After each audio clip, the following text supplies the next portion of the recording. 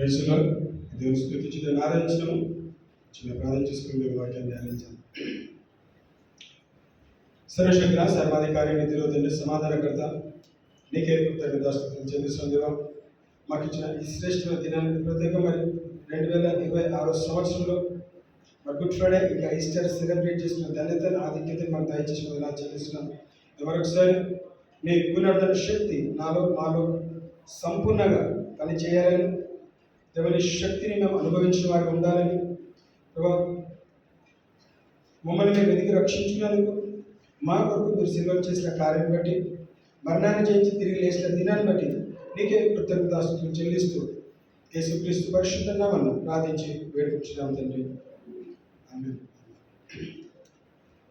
హల్లెలూయా. దేవుని నామానికి మహిమ ఘనత కలుగుగాక. దేవుని కృపను బట్టి మరి 2026 సంవత్సరంలో కూడా మనము ఈస్టర్ సెలబ్రేట్ చేసుకున్న ధన్యతని ఆధిక్యతను దేవుడు మనకి ఇచ్చినందుకు దేవునికి కృతజ్ఞతలు చెల్లిస్తున్నాం. సో మరి ఈరోజు తీసుకున్న అంశము విక్టోరియస్ డే. విక్టోరియస్ డే అనే అంశాన్ని ధ్యానిస్తుండగా విజయవంతమైన దినము. ఎందుకు విజయం అంటే ఎప్పుడు విక్టరీ అని పిలుస్తాము? ఎప్పుడైనా గెలిస్తేనే కదా. విన్నర్ అని ఎప్పుడు అంటాము? Then we win something in life. So అదేవిధంగా మరి దేవుని కృపను బట్టి ఈరోజు మరి యేసుక్రీస్తు మరణాన్ని జయించి తిరిగి లేచిన దినాన్ని మనము సెలబ్రేట్ చేసుకుంటాడుగా. ఏదో టైంపాస్కి తిరిగి లెగలేదు, కానీ నిన్ను నన్ను తిరిగి తన దగ్గరికి చేర్చబడడానికి కదా స్థలం సిద్ధపరుస్తూ అన్నాడు. ఆ స్థలం సిద్ధపరిచే స్థలానికి నిన్ను నన్ను తీసుకెళ్ళాలంటే మృత్యు కాకుండా చనిపోయిన వాళ్ళు తీసుకెళ్ళగలుగుతారా? తీసుకెళ్ళలేరు. బ్రతికిన వాళ్ళే తీసుకొని వెళ్ళగలుగుతారు. కాబట్టి ఆయన చనిపోయినాడు, మరణాన్ని జయించినాడు, తిరిగి లేచాడు. నీ కొరకు నా కొరకు తిరిగి రానన్నాడు. దాని కొరకు మనము సిద్ధపడుతున్నాం. సో నాతో పాటు 1 కొరింథీయుల రాసిన పత్రిక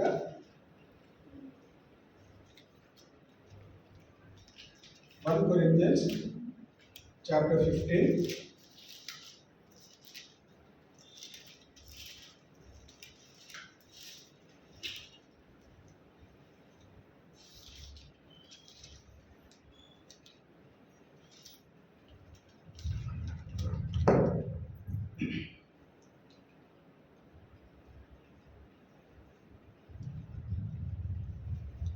మొదటి కొరింథీయుల రాసిన పత్రిక 15వ అధ్యాయము 3-4 వచనం ఒకసారి గమనిస్తాం.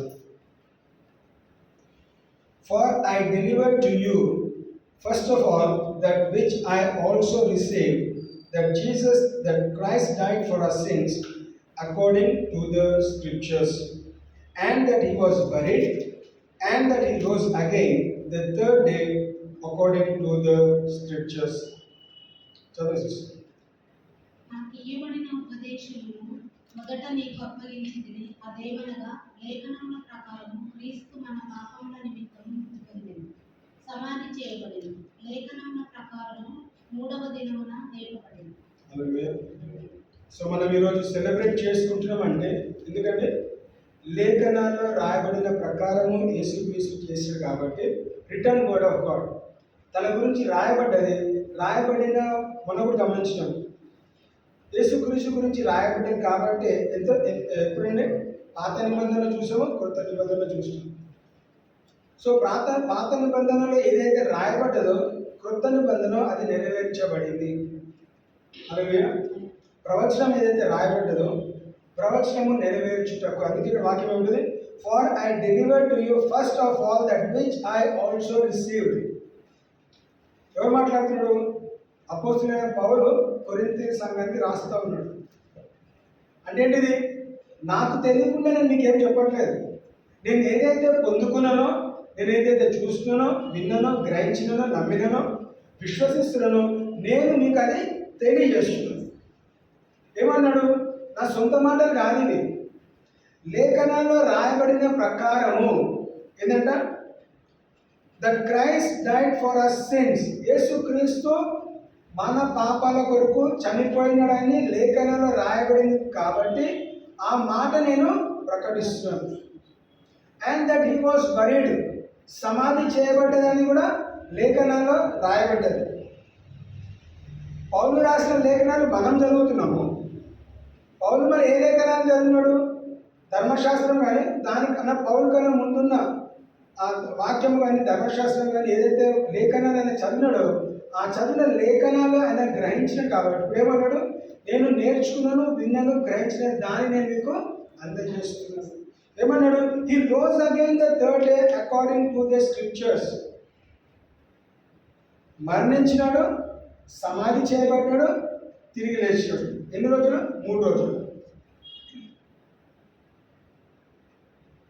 శుక్రవారము, శనివారము, ఆదివారం అని మనం నమ్ముతూ ఉంటాం. 3వ దినము 3 రోజులు అయిన తర్వాత కాదు, third day God rose again. అంటే ఏంటిది? మనం ఏదైతే ధ్యానిస్తున్నామో లేఖనాల్లో రాయబడింది ప్రకారము, వాక్యంలో రాయబడింది కాబట్టి మనము ఈరోజు సెలబ్రేట్ చేసుకుంటాము. 20వ వచనం గమనిస్తే అదే 20వ వచనం. But now Christ is risen from the dead and has become the first fruits of those who have fallen asleep. For since by man came death, by man also came the resurrection of the dead. For as in Adam all died, even so in Christ all shall be made alive. 20 నుంచి 22 వరకు చదవచ్చు. ఇప్పుడైతే నిద్రించిన వారిలో ప్రథమ ఫలముగా క్రీస్తు మృతులలో నుండి లేపబడి ఉన్నాడు. మనుషుని ద్వారా మరణం వచ్చెను కనుక మనుషుని ద్వారానే మృతుల పునరుత్థానము కలిగింది. ఆదాము నందు అందరూ ఎలాగూ మృతి పొందుచున్నారో అలాగుననే క్రీస్తు నందు అందరూ బ్రతికింపబడదు.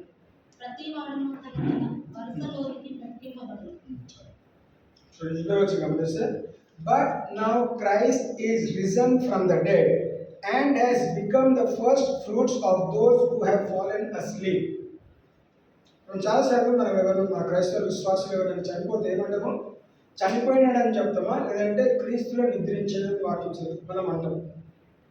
ఏమన్ క్రీస్తులో నిద్రించాను అంటే ఏంటిది?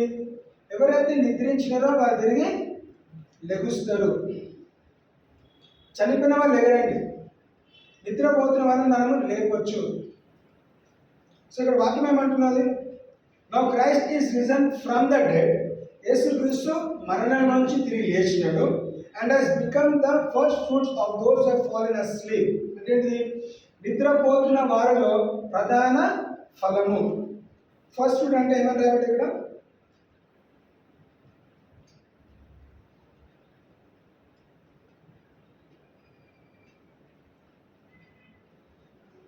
మనుష్యుని ద్వారా మరణము వచ్చెను గనుక మనుష్యుని ద్వారానే మృతులు పునరుద్ధానము కలిగెను.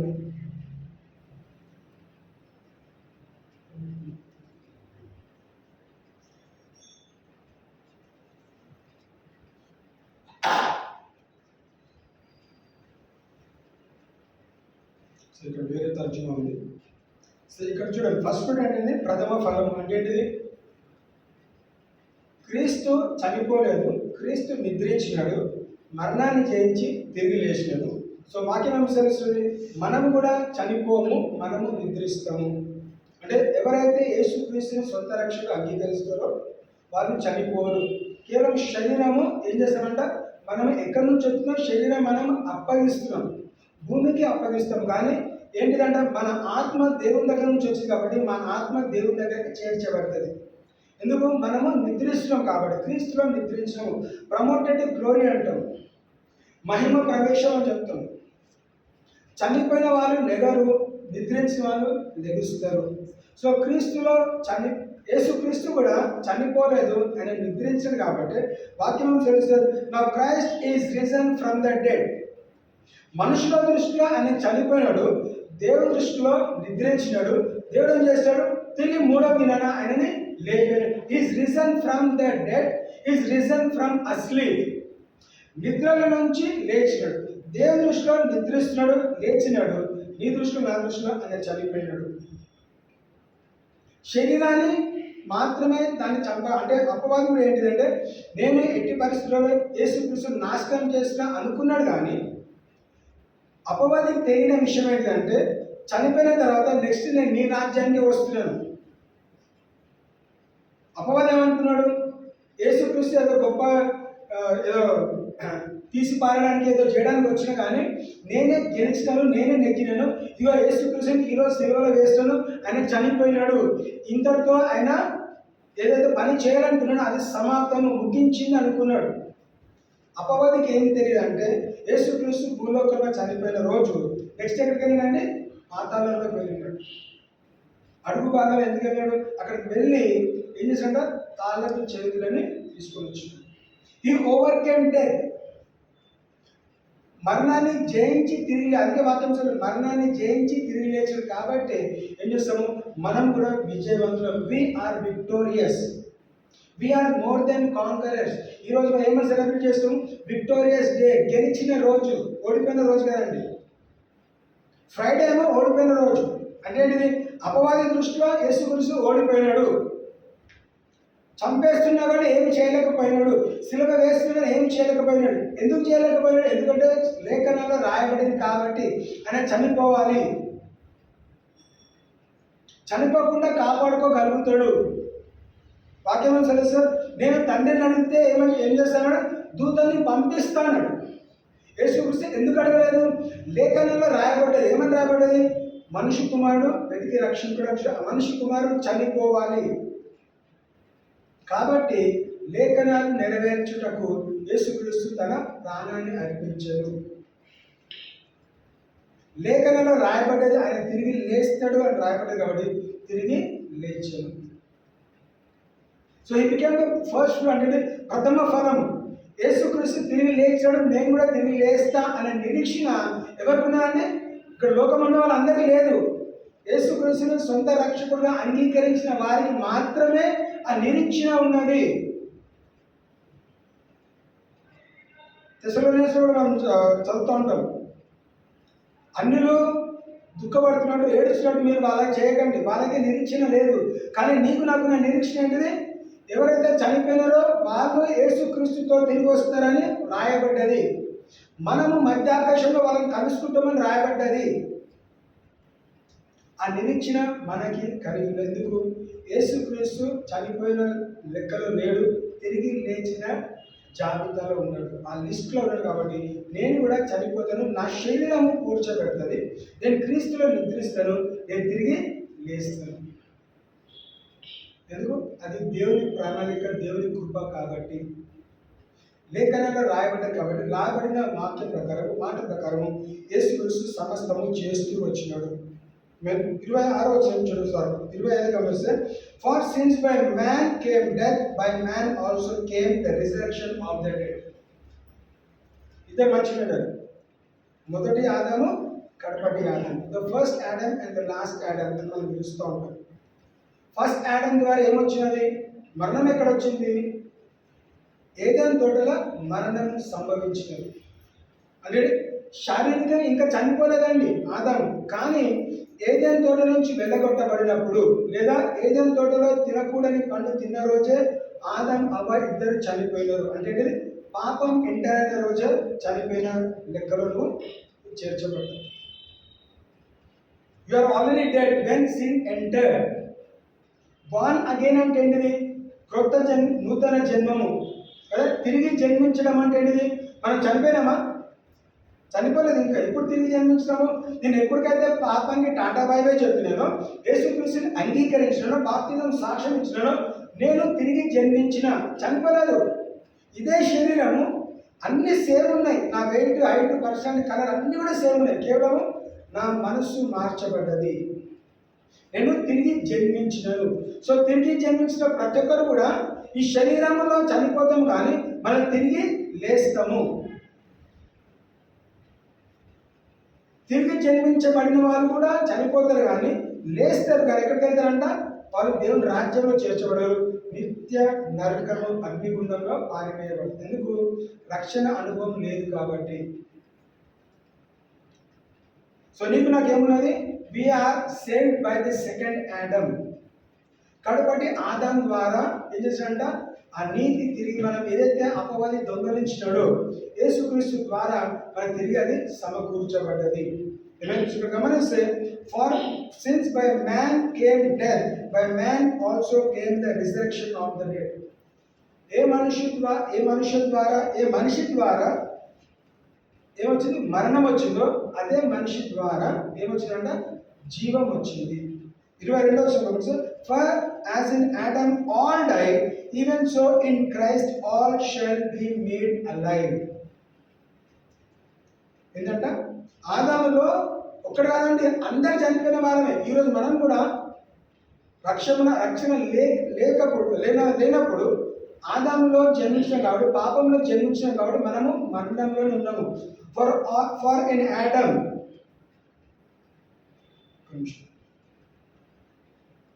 ఆదాము నందు అందరూ ఎలాగో మృతి పొందుచున్నారో అలాగునే క్రీస్తు నందు అందరూ బ్రతికింపబడుదురు.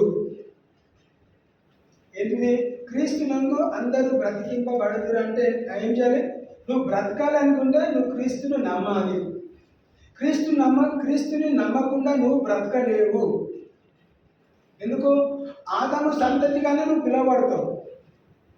ఆదాము సంతతి నుంచి నువ్వు క్రీస్తు సంతతిగా నువ్వు మార్చబడాలంటే నువ్వు తనని ఒప్పుకోవాలి, తన ఇంట్లో జన్మించాలి. నువ్వు ఎవరింట్లో జన్మిస్తావో నీకు వాళ్ళ ఇన్హెరిటెన్స్ కదా, స్వాస్థ్యం పొందుకుంటావు.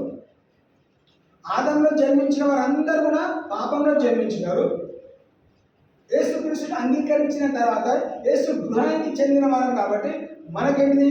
పాప విమోచన కలిగింది. అంటే క్రీస్తుకున్న వారసత్వాన్ని మనము పొందుకుంటాము. ఆ ఇన్హెరిటెన్స్ మనం పొందుకుంటాము. ఎందుకు పొందుకుంటాము? Because now I belong to Christ. చాలాసార్లు ఇండియన్స్ ఫారిన్ కంట్రీస్కి వెళ్తూ ఉంటాం. ఇక్కడ ఉన్నంత కాలం ఏం సిటిజన్షిప్ వస్తుంది మనకి? భారతీయుడు, ఇండియన్ అని పిలుస్తాం. అక్కడ వెళ్ళిన తర్వాత కొంతకాలం తర్వాత వాళ్ళు ఏం చేస్తారు? అక్కడ సిటిజన్షిప్ నీకు ఇస్తారు. ఎందుకు? నువ్వు నీ దేశాన్ని విడిచిపెట్టి, నీ ప్రాంతాన్ని విడిచిపెట్టి నువ్వు మా దగ్గరకు వచ్చి నివాసం చేస్తావు కాబట్టి ఇదిగో నేను మీకు ఏం చేస్తాము? నీకు హక్కు ఇస్తాం, పౌర హక్కులు ఇస్తాం, సిటిజన్షిప్ ఇస్తాం. సో సిటిజన్షిప్ ఇచ్చిన తర్వాత ఏం చేస్తారు? ఈ మధ్యలో కొన్ని డ్యూయల్ సిటిజన్షిప్ ఉన్నాయి కదా, యాక్చువల్గా అయితే ఇండియన్ సిటిజన్షిప్ క్యాన్సిల్ అవ్వాలి, ఫారిన్ కంట్రీ సిటిజన్షిప్ నీకు యాక్టివేట్ అవ్వాలి. అంటే ఏంటిది? నువ్వు దేనికైనా సంబంధిస్తే నువ్వు దేనికైనా ఒక రాజ్యానికి సంబంధించే వ్యక్తిగా ఉండాలి. ఒక రాష్ట్రానికి, ఒక దేశానికి మాత్రమే. రెండు పడవలో ప్రయాణం చేయలేదు. ఈ రూల్ ఉన్నది కానీ జస్ట్ ఎగ్జాంపుల్గా నేను చెప్తున్నాను. నువ్వు ఇండియన్లో ఉండడానికి లేదు, అమెరికాలో ఉండడానికి లేదు. ఉంటే దేనికైనా ఒకదానిలో ఉండాలి. సో మనం కూడా నేను దేవుని బిడ్డని, సాతాను బిడ్డని అని చెప్పుకోవడానికి లేదు. ఎందుకు? Either you are dead or you are alive. మధ్యలో ఉండడానికి ఉంటా. ఈరోజు మనం బ్రతికినామా, చనిపోయినామా? లేదండి నేను మధ్యలో ఉన్నాను. చాలాసార్లు మాట్లాడతారు కదా, చావు బ్రతుకులో కొట్టుమిట్టాడుతున్నాం అంటారు. అట్లా చావలేక బ్రతకలేక బ్రతికేస్తాను కదా కొన్ని మాటలు మాట్లాడుతుంటాం. ఆదాము ఏదైతే తీసుకొచ్చినాడో యేసుక్రీస్తు కూడా దాన్ని అనుభవించి దాన్ని తిరిగి రాసి ఏం చేస్తాడో? మరణాన్ని జయించి దాన్ని జీవనంలాగా నీకు నాకు అనుగ్రహించాడు. దానికి నువ్వు నేనేం ప్రయాసపడట్లేదండి. అది ఉచితంగా నీకు ఇవ్వబడింది. కేవలం అంగీకరించిన కారణముగా నేను ఈ రాజ్యానికి వచ్చినాను, మీరు చెప్పే ప్రతి మాటని నేను అంగీకరిస్తాను అని నేను చెప్పినాను కాబట్టి నాకు వాళ్ళు సిటిజన్షిప్ ఇచ్చినారు. నా దేశాన్ని విడిచిపెట్టి నేను ఇక మీదట నా దేశానికి వెళ్ళాను. అక్కడ ఉన్న ఆస్తులు, అంతస్తులు, నా ఫ్యామిలీని అందరినీ విడిచిపెట్టి నేను మీ దేశానికి వచ్చినాను. ఇక మీదట నేను మీ దేశంలోనే బ్రతకాలనుకుంటున్నాను, చావాలనుకుంటున్నాను. బ్రతికినాను, చనిపోయినాను, నేను మీ దేశంలోనే ఉంటాను. సో నీ దేశ హక్కులు, ఆ సిటిజన్షిప్ నాకు కావాలి అన్నప్పుడే వాళ్ళు ఇస్తారు. నువ్వు తిరిగి ఇండియాకి వస్తే నేను ఒక ఫారినర్ లాగా చూస్తాను కానీ ఇండియన్ లాగా చూడరు. ఏమే? నువ్వు తిరిగి రావచ్చు, రావద్దని కాదు. నువ్వు తిరిగి పాపంలో పడిపోతావు. పాపంలో పడిపోయిన తర్వాత తిరిగి నీకు ఆ హక్కు ఉండదు. ఆ హక్కు కావాలంటే ఏం చేయాలి? నువ్వు తిరిగి అక్కడికి వెళ్ళాలి. సో ఇవన్నీ ఎక్కడి నుంచి వస్తున్నాయి? యేసుక్రీస్తు పునరుద్ధరణ అయినాడు కాబట్టి నీకు నాకు పాప విమోచన నుంచి నీతి వస్త్రము నీకు నాకు ధరించెను. అదే అధ్యాయము 36వ వచనం గమనిస్తే,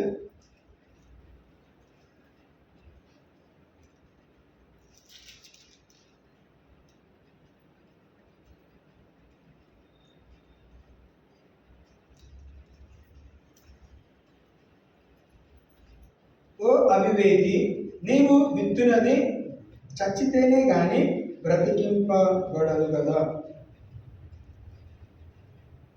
Therefore, that which thou sowest is not quickened except it die. ఒక విత్తనం చనిపోతేనే ఏమవుతుందంటే జీవం ఇవ్వగలుగుతుంది. Foolish one, what you sow is not made alive unless it dies. అంటే ఇది గుడ్ ఫ్రైడే రోజు యేసుక్రీస్తుని ఒక విత్తనంగా నాటినము. విత్తనం నాటిన తర్వాత ఏంటంటే కపుల్ ఆఫ్ డేస్లో మొలక ఎత్తుతుంది. అంటే విత్తనం నాటిన తర్వాత ఆ విత్తనం చనిపోతేనే ఇంకొక కొత్త జీవితం స్టార్ట్ అవుతుంది. మన చేతుల్లో విత్తనం అనేది దాంట్లో జీవం ఉంటుంది. ఎప్పుడు ఆ జీవం ఉండాలని ఎప్పుడు తెలుస్తుంది? ఆ విత్తనం తీసుకొని నువ్వు భూమిలో నాటితేనే దాంట్లో నుంచి నీకు రావాల్సిన ఫలము కానీ పంట కానీ పొందుకోగలుగుతావు. If you don't sow a seed, there is no crop, there is no harvest. విత్తనం నాటకుండా నువ్వు పంటను చూడగలిగామా? లేదు కదా. నువ్వు ఎంత తోపు ఫార్మర్ అయినా, లేదంటే నీకు ఎన్ని సంవత్సరాల ఎక్స్పీరియన్స్ ఉన్నా కానీ వ్యవసాయంలో ఏం చేయాలంట? విత్తనము ఖచ్చితంగా నాటాలి.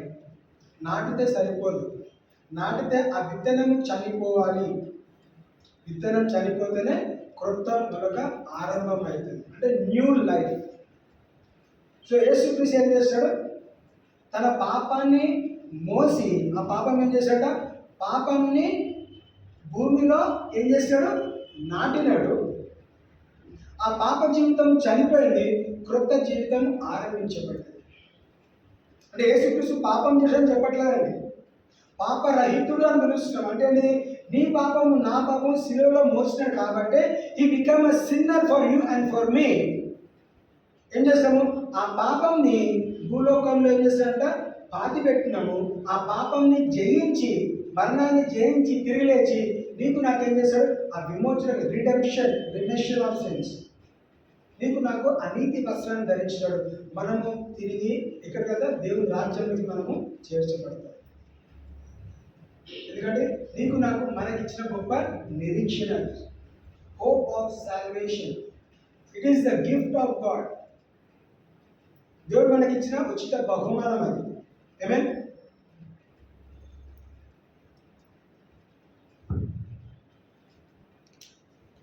యోహాను సువార్త 12:24 యోహాను సువార్త 12.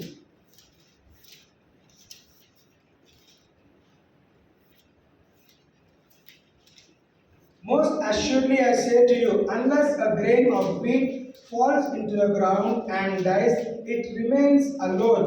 But if it dies, it produces much grain. చదువు 12:24.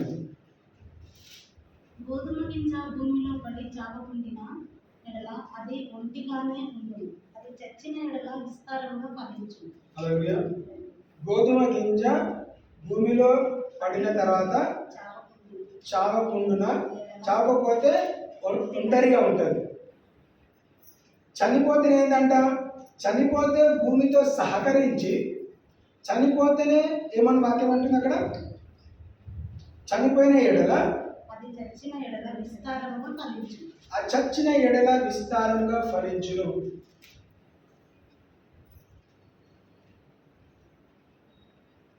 అంటే ఏంటిది? విస్తారమైన పంట ఎక్కడి నుంచి వచ్చిందండి? ఒక విత్తనం చనిపోయిన తర్వాతనే.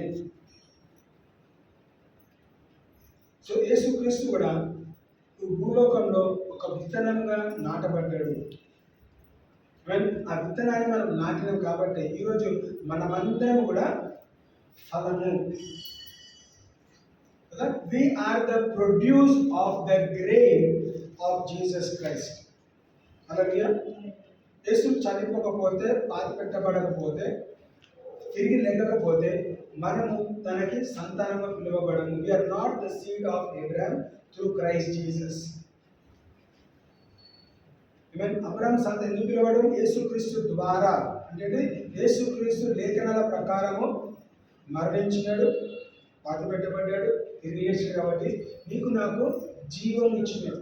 Now we're not dead but we're alive. మనం చనిపోము, మనము నిద్రిస్తాము. అంటే నీకు నాకు నిరీక్షణ కలుగుతుంది. అందుకే చాలాసార్లు ఏం చేస్తాము, చనిపోయినప్పుడు దుఃఖపడద్దు, ఏడవద్దు అంటే. ఎందుకు ఏడవద్దు అంటాము? ఎందుకంటే ఏ వ్యక్తిని అయితే మనం ఈరోజు చూడట్లేదో, బాధ పెడుతున్నామో ఆ వ్యక్తిని ఒకరోజు మనం కలుసుకోబోతున్నాము అనే నిరీక్షణ మనకు ఉన్నది. యేసుక్రీస్తు కూడా మనం యేసుక్రీస్తు కలవబోతున్నామా? కలుస్తామా? కలవము? ఎందుకు కలుస్తాము? ఎందుకంటే ఆయన లేచినాడు కాబట్టి, ఆయన నిద్రించినాడు, నిద్రలో నుంచి నిలేచాడు కాబట్టి మనం తిరిగి ఆయనని కలవబోతున్నాం. సో మనం కూడా ఒకరోజు నిద్రిస్తాము, మన సమయం వచ్చినప్పుడు నిద్రిస్తాము, మనం తిరిగి లేపబడతాం. ఏమేన్ 55 నుంచి 57 వస్తుంది. మొదటి కొరింథీ 15 అధ్యాయం, 1 Corinthians chapter 15 verse 55 to 57. విజయము నందు మరణము మింగివేయబడింది అని వ్రాయబడిన వాక్యము నెరవేరు. ఓ మరణమా నీ విజయం ఎక్కడ? ఓ మరణమా నీ ముళ్ళెక్కడ? మరణము ముళ్ళు పాపము, పాపమునకున్న బలము ధర్మశాస్త్రము. అయినను మన ప్రభు అయిన యేసుక్రీస్తు మూలముగా మనకు జయము అనుగ్రహించుచున్న దేవునికి స్తోత్రం కలుగును గాక. హల్లెలూయా. ఏమంటది? O death where is your sting, O Hades where is your victory. ఓ మరణమా నీ ముళ్ళెక్కడ? ఓ పాతాళమా నీ విజయం ఎక్కడ? ఎక్కడుందండి? అంటే ఆ ముళ్ళు పాతాళము యుద్ధం చేస్తారు కానీ గెలవలేకపోయినారు. ఎందుకు ఆ మాట రాయబడ్డది? ఓ మరణమా నీ ముళ్ళు ఎక్కడ అంటే ఆ మరణము ఆ ముళ్ళ ద్వారా, లేదంటే ఆ మరణము తీసుకెళ్ళడానికి ప్రయత్నం చేసిన కానీ యేసుక్రీస్తు దాన్ని జయించడు కాబట్టి. అందుకే వాక్యం రావడం, the sting of death is sin and the strength of sin is the law. But thanks be to God. 57 comments say, but thanks be to God who gives us the victory through Christ, through our Lord Jesus Christ. యేసుక్రీస్తు ద్వారా నీకు నాకు ఏమొచ్చిందంట? జయం వచ్చింది, విజయం వచ్చింది. So we're not losers but we're winners. మనం ఓడిపోయిన వాళ్ళం కాదండి, మనం గెలిచిన వాళ్ళము. ఇప్పుడు క్రికెట్ సీజన్ ఉంది కదా, అందరం కూడా మన ప్రాంతాల టీమ్స్కి మనం ఏం చేస్తాం? సపోర్ట్ చేస్తాం. అక్కడ ఆడేది ఎంతమంది? గ్రౌండ్లో జట్టుకు ఎంతమంది? 11 మంది ఆడతారు. ఆ 11 మంది ఆడి ఒక టీంని గెలిపిస్తే మనం ఏం చేస్తాం? మనం కూడా సంతోషిస్తాం. అరే ఇండియా గెలిచింది అనగానే ఏంటిది? ఇండియాలో ఎంతమంది ఉన్నారు? 140 కోట్ల మంది ఉన్నారు. వాళ్ళందరూ ఏం చేస్తారు? దుఃఖపడతారా? సంతోషిస్తారా? ఈ 140 కోట్ల మంది అక్కడ గ్రౌండ్లో ఆడినారా? ఆడలేదు. కేవలం ఒక టీం, ఒక 11 మంది ఆడి గెలిస్తేనే 140 కోట్ల మంది మనం ఏం చేస్తాము? విక్టరీని సెలబ్రేట్ చేస్తాం. ఈ సార్ అరే నేను గెలిచి అంటే నేను వెళ్ళి ఆడినట్లు ఏం చేస్తాము? ఇండియా గెలిచిందని చెప్పుకోము. అరే మేము గెలిచినప్పుడు మనం గెలిచామంటాం. మనం అంటే ఏంటిది? భారతదేశం జట్టుతో మనం కలుసుకుంటాం. అంటే ఇక్కడ యేసుక్రీస్తు ఏం చేస్తాడు? మన యేసుక్రీస్తు గెలిచాడు కాబట్టి మనం ఏంటిది? We're victorious. మనం విజయవంతులము. యేసుక్రీస్తు నీ వాడు కాకపోతే నువ్వు విజయవంతుని వాడు కాదు. If Jesus Christ is yours, యేసుక్రీస్తు నీ వాడు అయినట్లయితే నువ్వు విజయవంతుడివి. You are victorious. అందుకే ఏమని ధ్యానిస్తాము? This is the day of victory, victorious day అని పిలుస్తున్నాము. అంటే జయించిన రోజు, ఫైనల్ డే. ఎన్ని మ్యాచెస్ ఆడినా కానీ సెమీఫైనల్స్, క్వార్టర్ అన్నీ ఉంటాయండి. మీరు కప్ ఎప్పుడు వస్తుందంట? ఫస్ట్ మ్యాచ్ గెలిచినందుకు వస్తుందా? రాదు. నువ్వు ఫస్ట్ మ్యాచ్ గెలువు అనవసరం. ఫైనల్ మ్యాచ్ గెలిచిన వాడికే కప్పు అందించబడుతుంది. సో ఫైనల్ మ్యాచ్ యేసుక్రీస్తు గెలిచాడు కాబట్టే ఏంటంటే మోర్ దెన్ కాంకరర్స్, నీకు నాకు విజయం ఇచ్చినాడు, నీతి కిరీటం పొందుకోగలిగినాడు, సింహాసనంలో కూర్చోగలిగినాడు, తన అక్కడ పరదేశంలో వెళ్ళగలిగినాడు. We are not losers, we are winners. We are called more than conquerors. మనము విజయవంతులము. ఎందుకు? నువ్వేం చేయలేదండి. క్రికెట్ బ్యాట్ పట్టడానికి కూడా రాకుండా చాలా మంది క్రికెట్ చూసి నేను గెలిచినా ఏం చేస్తాం చప్పట్లు కొట్టుకున్నాడు. గెలిస్తే రోడ్డు నిండా ఆటమాలు కాలుస్తూ ఉంటారు. ఎందుకు? వాడెవడో ఆడినాడు, నువ్వు కనీసం అని ఒకసారి చూడకపోవచ్చు, కేవలం టీవీలో చూసుంటావు, పేరు వినుంటావు, నువ్వు ఆడలేదు. కానీ నీ భారతదేశానికి సంబంధించిన వ్యక్తి ఆడి గెలిచాడు కాబట్టి వాళ్ళ కష్టాన్ని నువ్వేం చేస్తావు? సెలబ్రేట్ చేసుకుంటున్నావు. సో యేసుక్రీస్తు కూడా కష్టపడి ప్రయాసపడి ఆ 33 సంవత్సరాలు దుఃఖం, బాధ, వేదన, శ్రమలు అన్నీ వెళ్ళి దేని కొరకు? నిన్ను నన్ను ప్రేమించినాడు కాబట్టి ఆ ప్రేమ ఏం చేసిందంట? తనకి తగ్గించుకొని, because he loved you and me ego లేకుండా, అహము లేకుండా తను తాను తగ్గించుకొని నీ కొరకు నా కొరకు చనిపోయి పాతిపెట్టబట్టి మరణాన్ని చేయించి తిరిగి లేచి నీ కొరకు నా కొరకు తిరిగి రానై ఉన్నాడు. దాన్ని బట్టే మనం ఏం చేస్తాము? విజయవంత దినాన్ని మనము సెలబ్రేట్ చేసుకుంటున్నాము. ఏమేన్? ప్రకటన 1:18. రెవల్యూషన్ 1:18.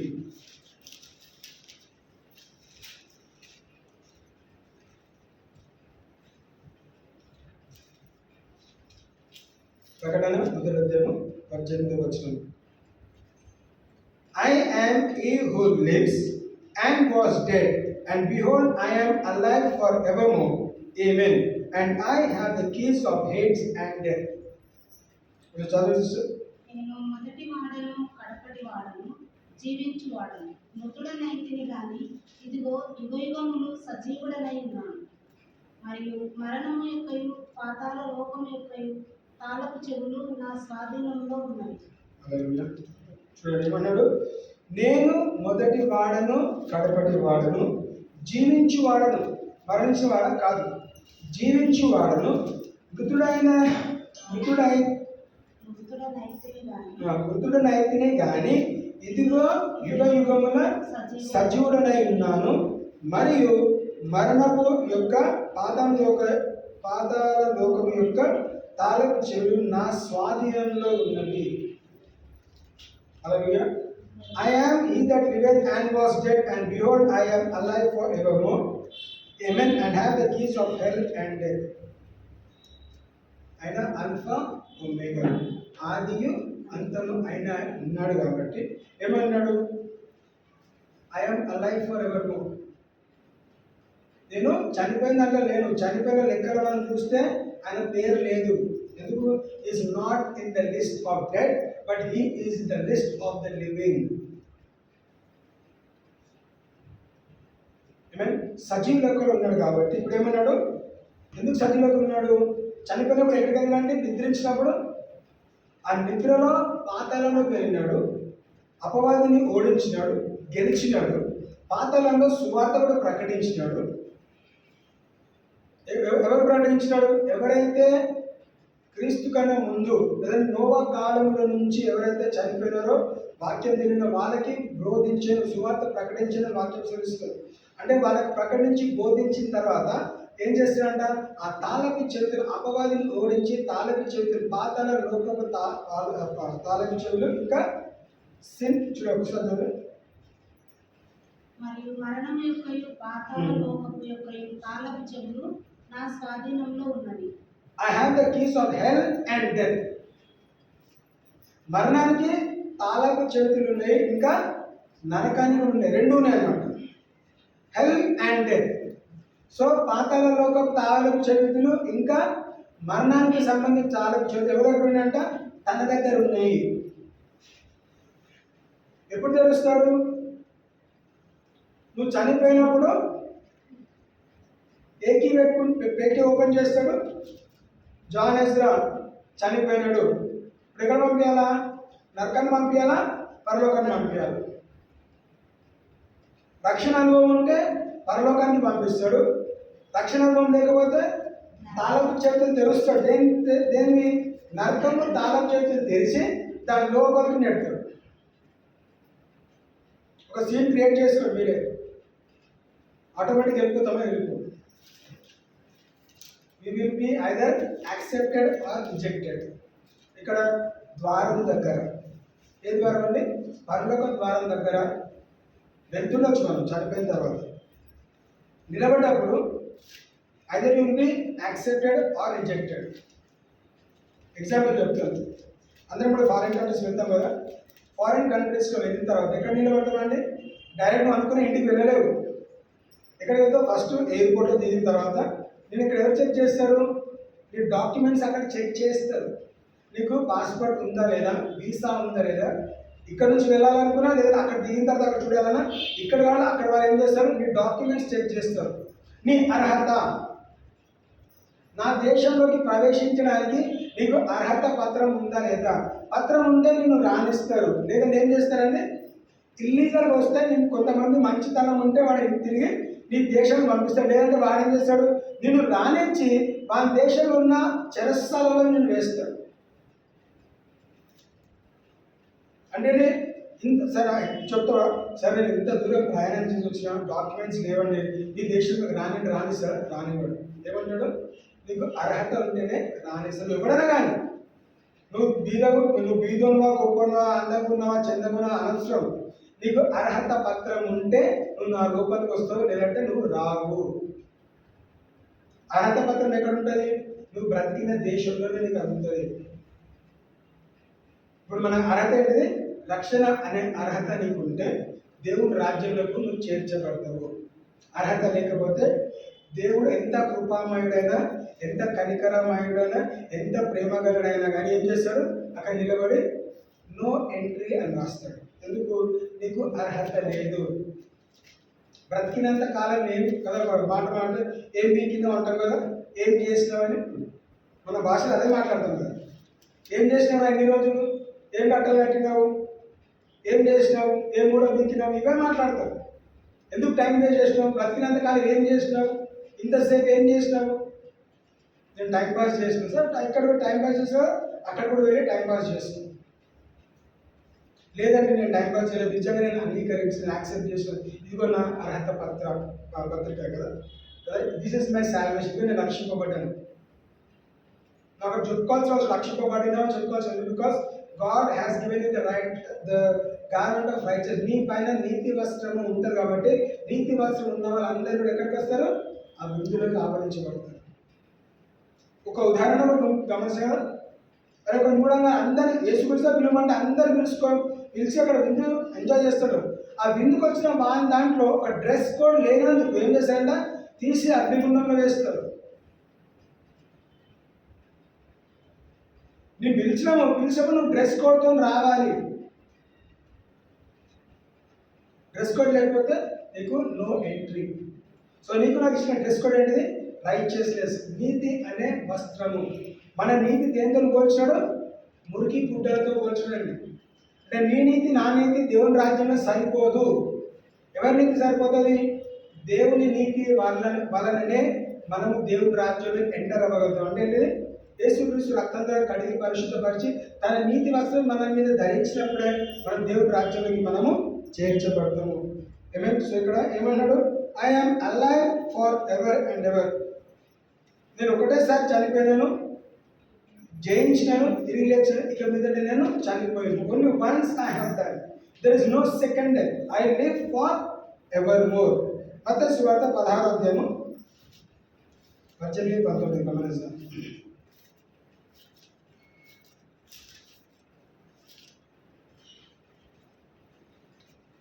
మత్తయి సువార్త 16వ అధ్యాయము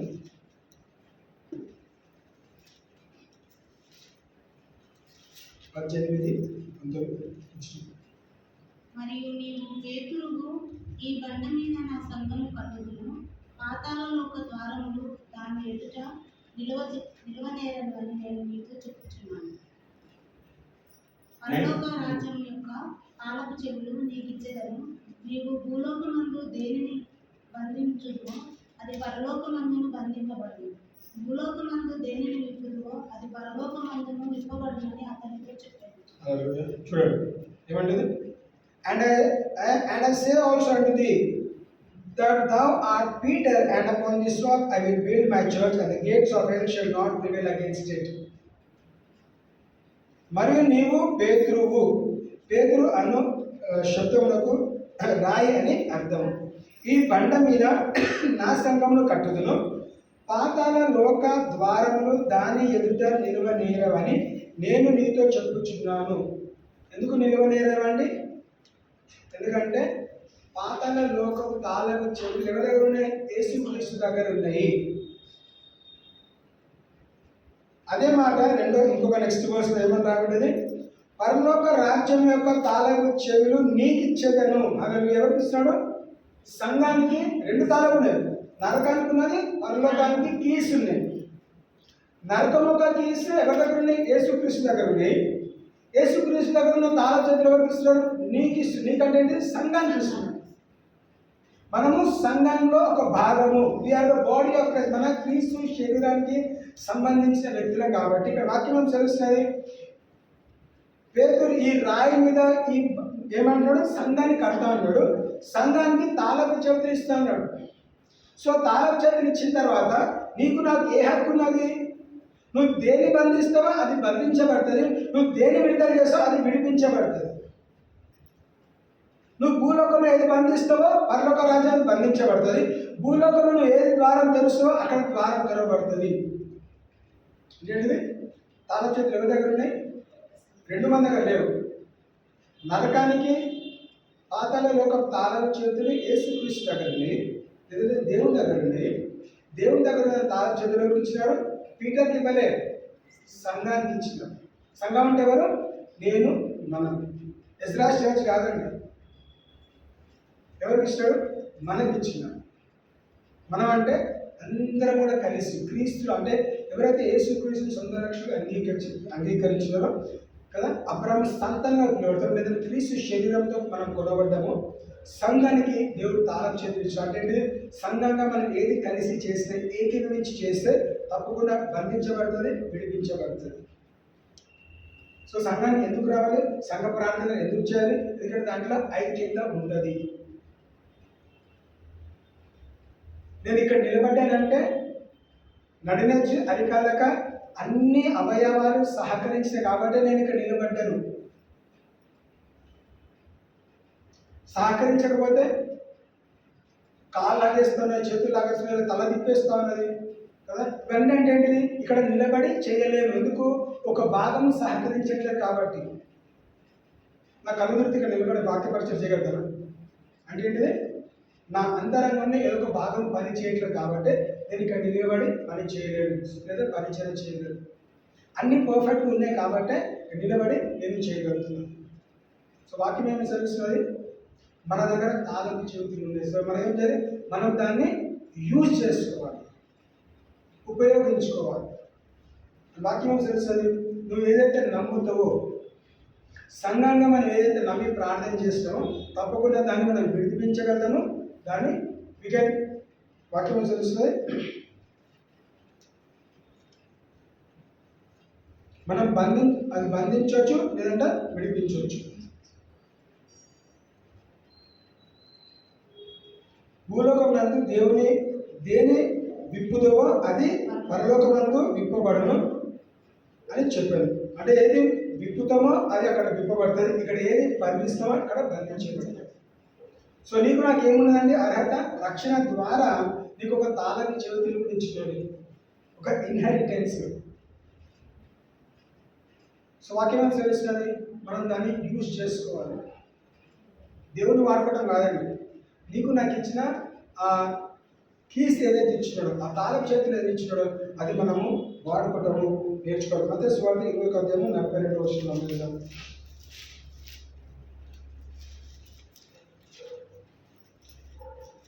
మత్తయి సువార్త 20:42. అందుకు వారు ఈ దుర్మార్గులను కఠినంగా సంహరించి వాటి కాలంలో తన పండ్లను చెల్లించినట్టు ఇతర కాపులకు ఆ ద్రాక్ష తోట ఇచ్చునని ఆయనతో చెప్పింది. 21:42. మరియు యేసు వారిని చూచి ఇల్లు కట్టు వారిని నిషేధించిన రాయి మూలం తెల్లరాయి అయింది. ఇది ప్రభు వలనే కలిగి, ఇది మన కన్నులకు పార్చేది అన్న మాట మీరు లేఖనంలో విన్నడు చూడలేదా, చదవలేదా? Jesus said unto them, did ye never read in the scriptures, the stone which the builders rejected, the same is become the head of the corner. This is the Lord doing, and it is marvelous in our eyes. ఏ రాయి అయితే ఏమంటుంది? ఏ రాయి అయితే నువ్వు ఏం చేసినావు? వద్దనుకున్నావు, తృణీకరించబడిన రాయి, ఆ రాయి ఇప్పుడు ఏంటంట? మూల రాయిగా మార్చబడ్డది. నువ్వు ఎంత పెద్ద బిల్డింగ్ కట్టాలన్నా కానీ ఎక్కడ స్టార్ట్ చేస్తాము? మధ్యలోనూ స్టార్ట్ చేయమండి. ఫస్ట్ కార్నర్ స్టోన్ వేస్తాం, మూల రాయి కార్నర్ స్టోన్ పిలుస్తాం. సో అంటే ఏంటిది? ద కార్నర్ స్టోన్ ఇది చీఫ్ కార్నర్ స్టోన్. అన్నీ కూడా రాళ్ళుగా పిలుస్తాం, కానీ ఆ మూల రాయి అని పిలుస్తాము. రాయిలో మూల రాయి, ఆ రాయి లేకపోతే 4 కోణాలు లేవండి. ఈ హాల్ కట్టినప్పుడు కూడా ఫస్ట్ మధ్యలో వేయలేదు వాడు. ఎక్కడ స్టార్ట్ చేశాడు? అన్ని కొలతలు తీసుకొని ఫస్ట్ అక్కడ ఒక ఆ రాడ్ పెట్టి, అంటే పిల్లర్ కానీ ఏదైతే స్టార్ట్ చేసామో ఫస్ట్ రాడ్ అక్కడ వేసినాడు. అక్కడ వేసిన తర్వాత అక్కడ నుంచి అన్ని కొలుసుకొని ఈక్వల్గా డివైడ్ చేయగలిగాడు. అంటే వాక్యం అనుసరిస్తుంది, యేసుక్రీస్తుని విసర్జించను, దే రిజెక్టెడ్ దిస్ స్టోన్.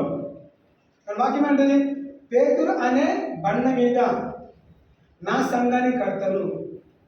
ఏ రాయి అయితే తృణీకరించబడ్డదో ఆ రాయి ఇప్పుడు ఏంటంట? ప్రాముఖ్యము కలిగిన రాయి, మూల రాయిగా మార్చబడ్డది. Have you not read? ఇదే కదా సభలో కీర్తన 118 మనం ధ్యానించాం. ఆ అధ్యాయంలో ఈ మాట రాయబడ్డది. The stone the builders rejected has become the chief cornerstone. This is the Lord's doing, and it is marvelous in our eyes. పెళ్లి పత్రాలు రాస్తాం అన్నమాట. This is the Lord's doing అని.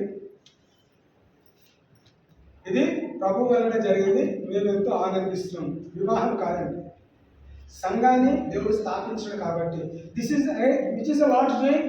Starting a church is the Lord's doing, and it is marvelous in his eyes. దేవుని దృష్టిలో ఎందుకు ఆనందం ఉన్నది? ఒక సంఘాన్ని ఆరంభించగలిగినాడు. ఏ సంఘము? క్రీస్తు అనే బండ పైన సంఘం ఆరంభించబడ్డది. అంటే క్రీస్తు అనే బండవారు ఆయన మూలరాయి. క్రీస్తు మూలరాయి కాబట్టి ఆ మూలరాయి మీద సంఘము కట్టబడ్డది. సో మనము సంఘస్థము అంటే ఏంటిది?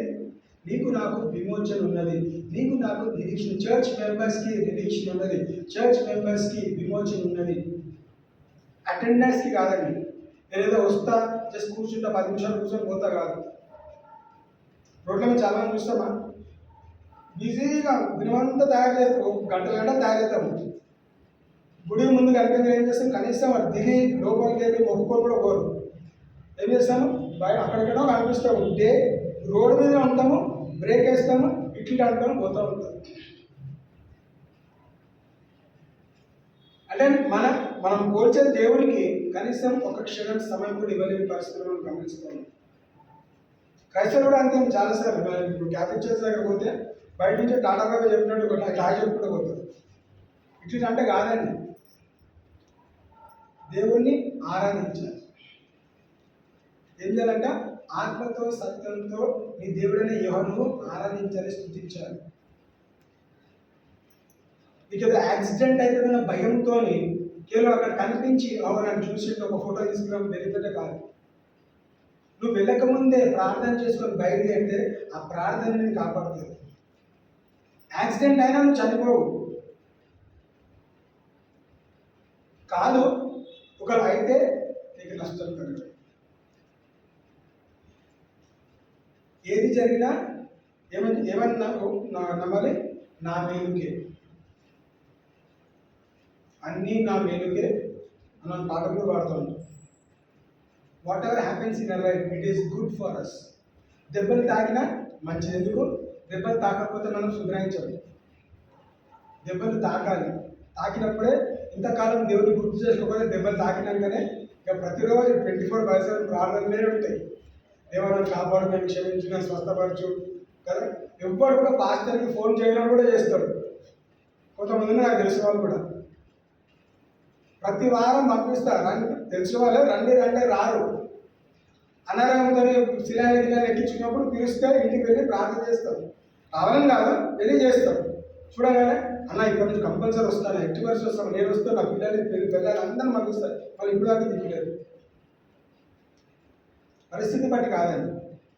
నువ్వు సంఘానికి వచ్చినా రాకపోయినా ఒక పాస్టర్ని పిలిచి తప్పకుండా వెళ్ళి ప్రార్థన చేయడం నా బాధ్యత, నేను ఖచ్చితంగా చేస్తాను. కానీ మీరు ఇచ్చిన మాట ఏంటిది? నేను వచ్చినాను కాబట్టి అలా చర్చ్కి వస్తా, తప్పకుండా వస్తా, మేము వస్తాను, ఫ్యాన్ అందరం వస్తాను. నువ్వు చెప్పిన మాట మీద నిలబడకపోతే నిన్ను సెట్ చేసుకో. మాట ఇచ్చి మాట నెరవేర్చేవాడే దేవుడు, మాట ఇచ్చి మాట నెరవేర్చేవాడే క్రైస్తవుడు. నువ్వు మాట ఇస్తే మాట మీద పడిపోకు. చేస్తా అంటే చెయ్యి, చేయాలంటే చేయదు. ఏదో నేను ఇంటికి వచ్చినా కాబట్టి అరే చెప్పకపోతే బాగుంటుందని నన్ను ఎంకరేజ్ చేస్తే వేస్ట్ కదా. సో నేను చూసినప్పుడు ఏంటిది, నేను ఆడు కూడా అన్నాను, నువ్వు ఎక్కడ పర్లేదు, నేను వచ్చి ప్రార్థన చేసిపోతాను చెప్పి. నేను అమ్మనే బలవంతం చేయట్లేదు, లేదన్నా ఖచ్చితంగా వస్తాను సార్, నీ ఇష్టమే. వస్తాను, నువ్వే అన్నావు, రావాల్సిన బాధ్యత లేదు. ఇక్కడ ద్వారం మూయబడే ద్వారం ఎప్పుడు తెలిసే ఉంటుంది. సో ఇప్పుడు కదా దినాన్ని మనం చివరికి ఒక మాట చూసి మనం ముగించుకుందాం. ఎఫిషియన్స్ 2:20, ఎఫీసీ రాసిన పత్రిక 2వ అధ్యాయం 20వ వచనం.